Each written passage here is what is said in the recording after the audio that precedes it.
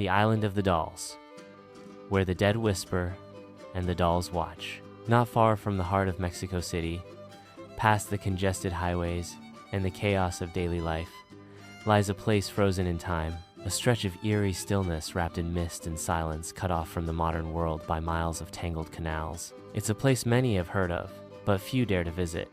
This place is known as La Isla de las Muñecas, the island of the dolls. To outsiders, it might seem like an oddity, a disturbing curiosity tucked within the floating gardens of Xochimilco. But to those who know the story, to those who've felt the unnatural chill in the air, heard the cries echoing over still water, and seen lifeless eyes blink in the moonlight, the island is not just haunted, it's cursed. The story begins in the 1950s with a man named Don Julian Santana Barrera. He wasn't a murderer. He wasn't mad, at least not at first. Don Julian was just a man who sought peace. He left his wife and family behind and chose to live alone on a small, remote island. No one knew exactly why he went. Some say he heard voices. Others believe he was tormented by something in his past. But whatever drove him there, he built a humble hut and began his life in solitude, surrounded only by trees, water, and silence. That silence was broken one day by a scream, faint, sharp, and then gone. When Don Julian rushed to the canal's edge, he found something that would haunt him for the rest of his life. The lifeless body of a young girl floating face down in the water. Her dress was torn, her limbs tangled in weeds, and her eyes were wide open, staring into nothing. Some say he tried to save her, but it was too late. Others believe she was already dead when he found her.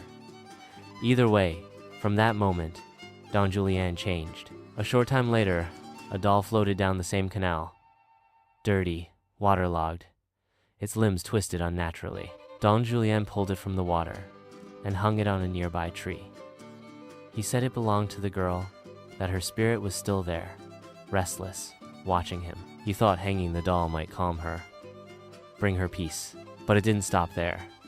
He started seeing things, hearing things, whispers in the trees, footsteps in the dirt, the soft sound of weeping when no one was near. And so he hung more dolls, broken ones, burned ones, some with missing eyes, some with no faces at all. He found them in the canals, traded vegetables for them, even rescued them from trash heaps. Every doll was an offering, a plea, a desperate attempt to calm whatever haunted that island, or haunted him. Over the years, the island transformed into a macabre sanctuary. Dolls covered the trees like decaying fruit. Their once playful faces, now bloated by rain, sun, and rot. Arms reached out like they were grasping for something. Heads tilted in unnatural angles. It was as if the whole island had become a shrine to sorrow, to madness, to something unholy. Locals who passed by began to talk. They said the dolls moved, that they blinked, that their eyes followed you as your boat drifted past. Fishermen stopped sailing near the island altogether, believing it cursed. Some claimed Don Julian had lost his mind. Others believed he was protecting the world from something far worse, something that had claimed the girl and would claim others if left unappeased. And then came the voices. Don Julian began telling visitors about the little girl, that she still lived there, not in body, but in spirit. He claimed she would speak to him in the night, that she would cry when ignored, that sometimes she would ask for more dolls, or worse, demand them. By now, the island was infamous. Urban explorers, tourists, even journalists started making the trek, hoping to see the dolls or the ghost. Many left shaken. A few refused to talk about what they experienced. One woman fainted on the island. Another claimed a doll had whispered her name in a voice that sounded like her late daughter's. And Don Julian? He seemed both tormented and at peace, like a man resigned to his fate. In his eyes was a sadness few could understand. He'd become part of the island, just another withered figure in a landscape of hollow stairs. Then, in 2001, everything came full circle. Don Julian was found face down in the canal, the same exact spot where he said the girl had drowned 50 years earlier. His death shocked no one. It felt inevitable. The legend said the girl had finally taken him, Others believed he gave himself willingly, that he had spent decades preparing for that moment. A few locals even whispered that Don Julian never really died, that his soul simply moved into one of the dolls and still watches over the island to this day.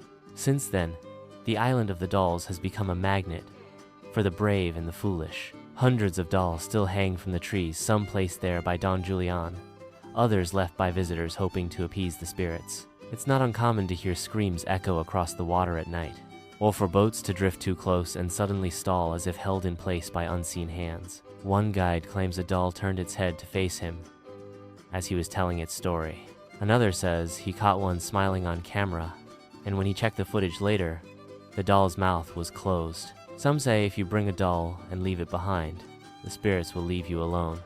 Others say that once you enter the island, something follows you home. There are no answers on the island of the dolls, only eyes, watching, waiting, some lifeless, some maybe not. So if you ever find yourself drifting through the canals of Xochimilco, and your boat slows near an island where the trees seem to breathe, and the dolls seem to stare, don't linger, don't speak.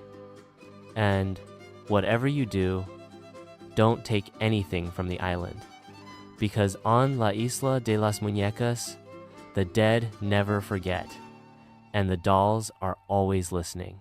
If you like more stories, please like and subscribe.